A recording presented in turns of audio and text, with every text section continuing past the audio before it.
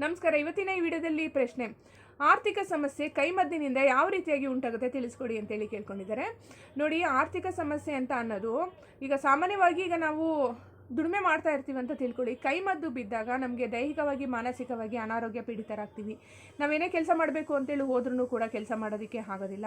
ನಮ್ಮ ಚಕ್ರಾಸ್ಗಳಲ್ಲೂ ವೇರಿಯೇಷನ್ ಆಗುತ್ತೆ. ದುಡ್ಡಿನ ಚಕ್ರ ಏನಿರುತ್ತಲ್ಲ ಅದು ಬಂದ್ ಆಗೋಗ್ಬಿಡುತ್ತೆ. ಬಂದ್ ಆದಾಗ ಅಲ್ಲಿಂದ ಒಳ್ಳೆ ಎನರ್ಜಿ ಪಾಸ್ ಆಗಿ ಪ್ರಕೃತಿಯಿಂದ ಮತ್ತೆ ನಾವು ಎನರ್ಜಿಯನ್ನು ಪಡ್ಕೊಳ್ತಾ ಇರ್ತೀವಲ್ಲ, ಅದೆಲ್ಲ ಕಂಪ್ಲೀಟಾಗಿ ಬಂದಾಗುತ್ತೆ. ಬಂದಾಗಿದ್ದಾದ್ಮೇಲೆ ಏನಾಗುತ್ತೆ, ಈ ದುಡ್ಡಿನ ಚಕ್ರ ಎಲ್ಲ ಕ್ಲೋಸ್ ಆಗಿದ ತಕ್ಷಣ ನಮಗೆ ದುಡ್ಡು ಬರೋ ಅಂಥದ್ದನ್ನು ಕೂಡ ಬರೋದಿಲ್ಲ.